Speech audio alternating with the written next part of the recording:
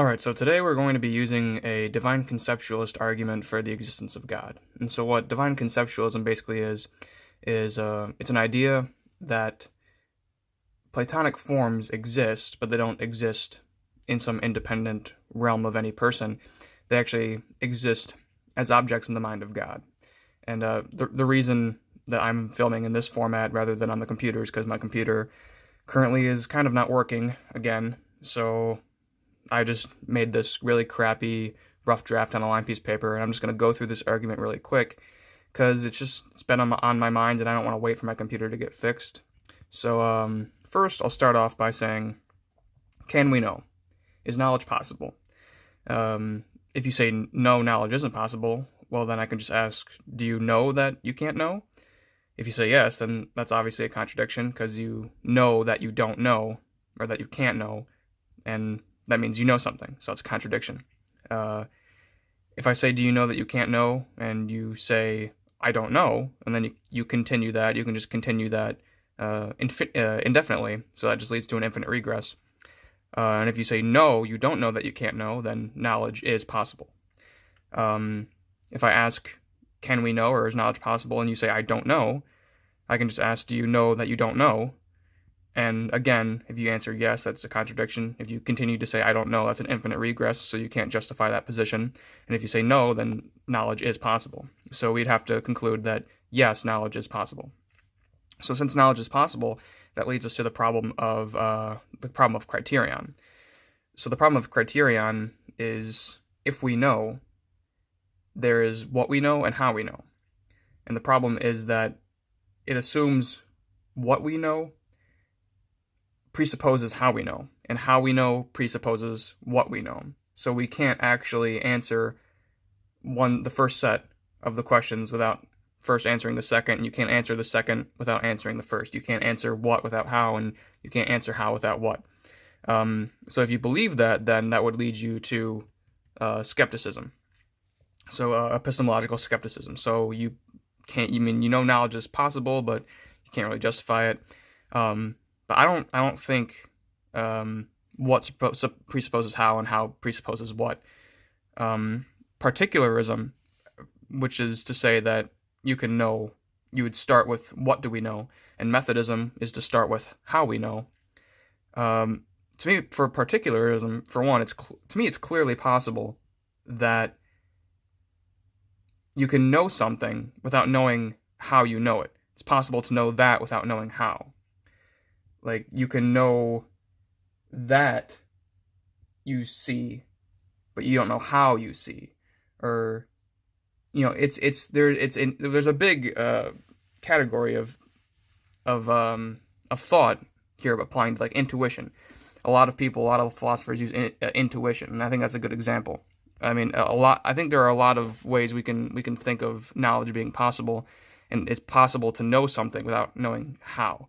And that's, I would say, intuition for that. And so Methodism, I don't think Methodism presupposes what we know, because we're simply saying, is knowledge possible?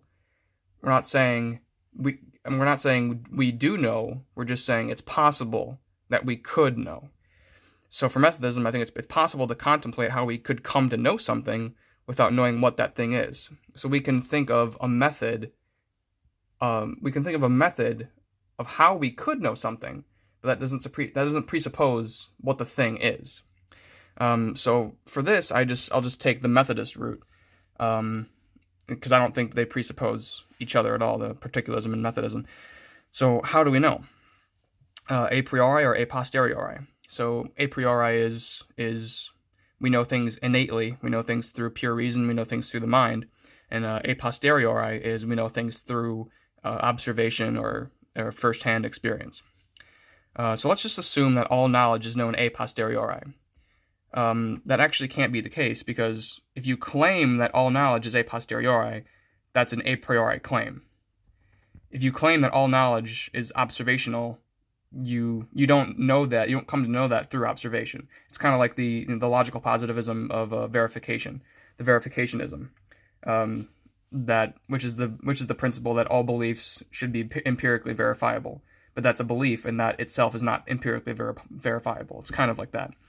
Well, let's just assume that all knowledge is a posteriori, independent of any claim. So, independent of a claim, the problem is, for there to even be a possibility of a posteriori or observational knowledge, there must first be a priori knowledge in order to categorize our observations and make them intelligible. A posteriori knowledge relies on the foundation of a priori knowledge first. So it's kind of like, it's a stolen concept fallacy to accept a posteriori and deny a priori knowledge. So also, without a foundation, one can never have knowledge, because you need to have knowledge, you need to be able to justify it. So the problem is that all knowledge can't rely on observation, because anything that is observed can be doubted, as Descartes showed, and to know is to be undoubtedly certain.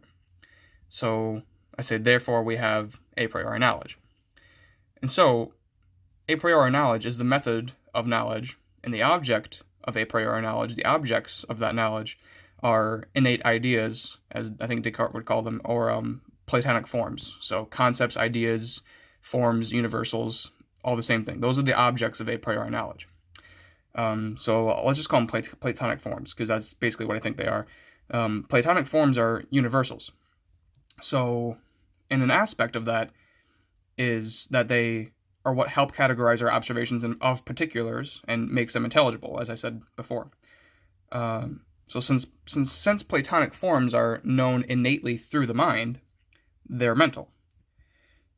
But Platonic forms are universals, so they can't be specific to any particular mind. Universals precede particulars, since particulars are individual instantiations of universals. So this seems to be a contradiction. If Platonic forms are mental, because you have access to them through your mind, they should be mental. But they can't be specific to any particular mind, because they are universals. The Platonic forms are universals. So this contradiction may have led Plato to believe that Platonic forms are therefore not mental, because he didn't think they were mental. He thought they were independent of any sort of mind. But that's not a parsimonious conclusion. He got rid of the first conclusion that Platonic forms are known through the mind, that they're mental. He got rid of that because of this supposed contradiction. But you can actually keep both of these conclusions and have a far more parsimonious conclusion than Plato did. So Plato concluded that Platonic forms exist, but they're just independent of a mind, and they're still universal. But you can keep both of these. So, since Platonic forms are mental, yet they cannot be specific to any particular mind, that simply means that there is a universal mind.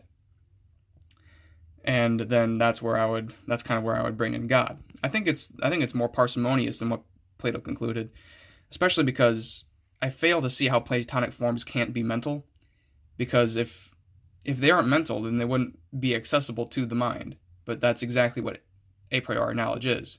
If you couldn't access them, then how could you know them? So I don't think mind-independent forms is a good justification for knowledge. I think Platonic forms have to be mental, and I think it's more parsimonious to believe they are mental. And since Platonic forms are mental, but they can't be specific to any particular mind because they are universal, there must be a universal mind. And that is the divine conceptualist argument for God.